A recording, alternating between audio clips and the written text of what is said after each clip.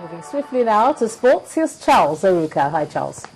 Oh, thanks, Ijoma. Welcome to Sports News. Chelsea manager Jose Mourinho has been fined £8,000 by the English Football Association for improper conduct during his side's Premier League match against Cardiff City on Saturday. Mourinho was ordered from the technical area by referee Anthony Taylor after protesting about apparent time wasting during the 4-1 win. The 50-year-old did not appeal and can be in the Stamford Bridge dugout on Sunday. And on the local scene, the Akwa Ibom state government has announced the dissolution of the management committee of Globe Premier League club Aqua United.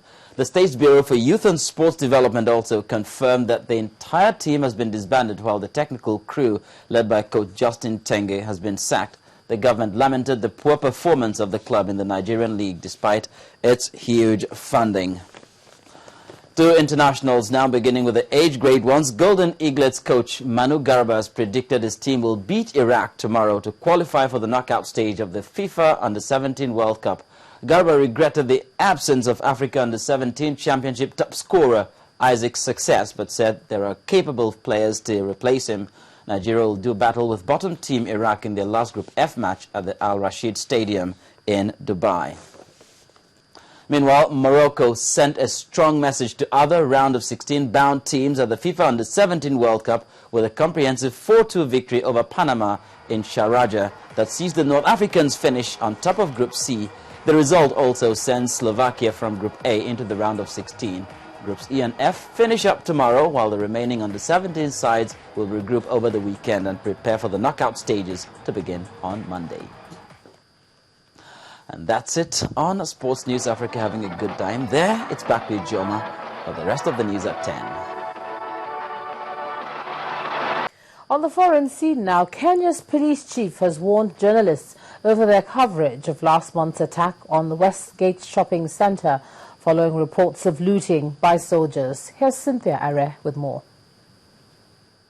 Yes, we're still talking about the Kenya Westgate Mall attack, and David Kimayo says reporters should not provoke propaganda or incite Kenyans in their coverage.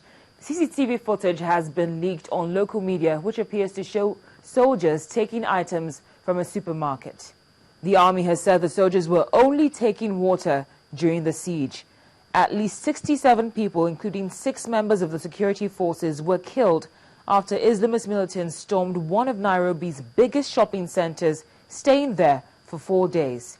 Also today, an American newspaper reports that secret U.S. documents reveal that senior Pakistani government officials have for years known of and endorsed CIA drone strikes. The Washington Post said it had obtained CIA documents and Pakistani diplomatic memos, which indicated officials were routinely given classified briefings. Plus, Germany has summoned the U.S. ambassador in Berlin over claims that the U.S. monitored German Chancellor Angela Merkel's mobile phone.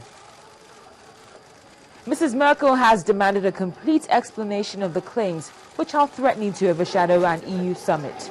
Well, that is of course unacceptable, but I think it is very important that we understand that there is a capacity to do things where we need to secure that it's not used in the way it should not be used. And this is an example of what it should not be used for. But it will never go away if we don't discuss how we then, in legislation and with different safeguards, ensure that it will not happen in the future. Then the Democratic Republic of Congo's government will repatriate the body of ex-ruler Mobutu Sese Seko in agreement with his family.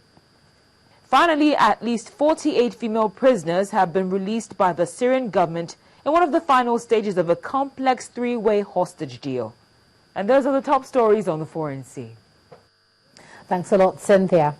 And the main news again. Prominent Nigerians today took a look at the problem in the education sector with the conclusion that the federal government must do something urgently to rescue education in the country. The Sultan of Sokoto, His Eminence Sa'ad Abubakar III, and the former Vice President Atiku Abubakar asked all Nigerians to wade into the federal government ASU face-off.